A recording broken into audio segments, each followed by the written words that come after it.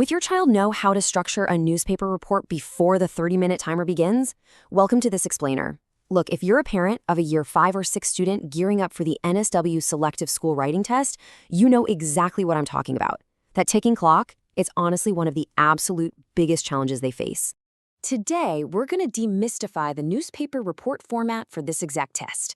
We're giving you a really practical, step-by-step playbook so you can help your child walk into that exam room feeling, well, totally reassured and confident. All right, let's dive right in.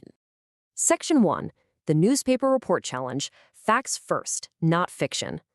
So what is this specific writing task actually demanding from your child? Well, a newspaper report is a factual, nonfiction text. Its whole purpose is to inform readers using objective language. And, this is exactly where a lot of kids trip up. They're so used to writing these highly creative, suspenseful narratives at school. But a news report? It's the complete opposite. It's all about presenting the cold, hard facts right away, rather than, building up to some big surprise ending. Section 2. The Inverted Pyramid Structure, the Journalist's Blueprint. Real journalists have to organize information efficiently, usually under extreme pressure. And to do that, they use a very specific blueprint. Picture an upside-down triangle. At the very top, the widest part, you've got the absolute most important information. The middle block holds the supporting details, the evidence, and any quotes. And then down at the narrow bottom, that's where you put the background and the less essential details. Teaching this structure literally trains students to put their biggest facts right up front. So what exactly goes into that crucial top layer? We call it the essential 5 W's and 1 H. Who is involved, what happened, when, where, why, and how. The big takeaway here is that the very first paragraph, the lead as it's called, must answer as many of these questions as humanly possible without getting messy or confusing. Now, every high-scoring report has a clear anatomy that examiners are actively looking for. Your child's piece needs a short, catchy headline, a byline to identify the writer, then that powerful lead paragraph we just talked about. After that, they need short body paragraphs that expand the story with evidence and quotes. And finally, a clean conclusion that explains what happens next. It's a very straightforward, repeatable formula. Section 3. Mastering News Language, Objective and Formal Tone. Okay, getting the structure right is half the battle. But using an objective, formal tone is what really elevates a good report into a great one. Let's think about a super common mistake. Often, a student might write something like, "I think the zoo was careless." It's a personal opinion.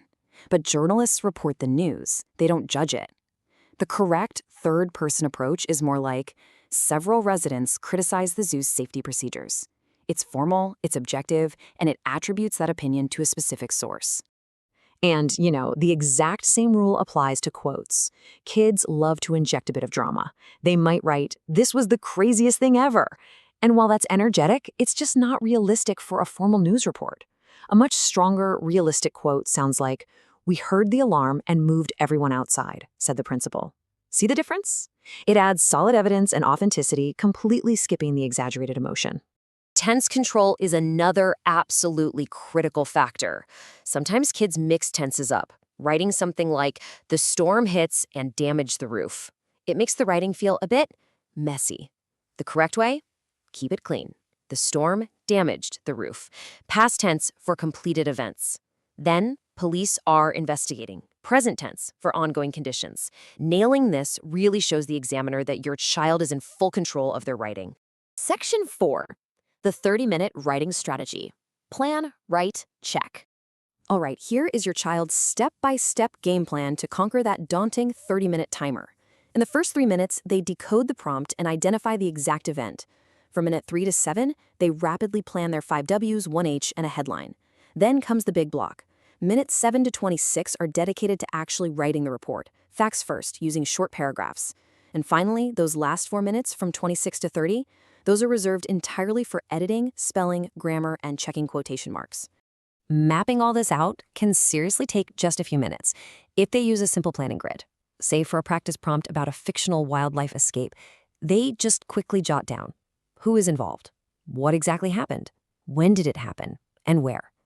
Doing this organizes their thoughts before a single sentence is even written. It completely eliminates that awful panic of staring at a blank page. Section 5. Success Checklist for Parents. How to help at home. So, when your child hands you a practice essay at home, here are the specific questions you should ask yourself as you review it. Did they start with the main facts right away instead of telling a story?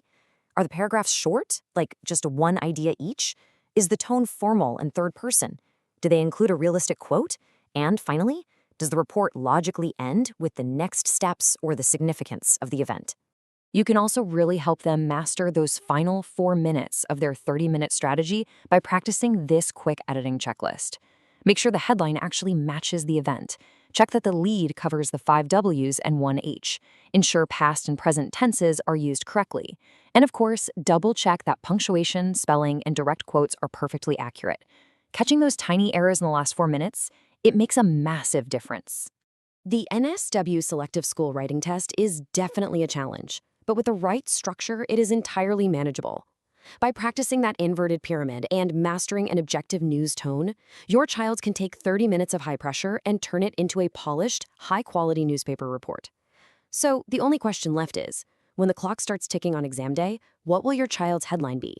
Build confident writing skills with Path to Selective. www.pathtoselective.com.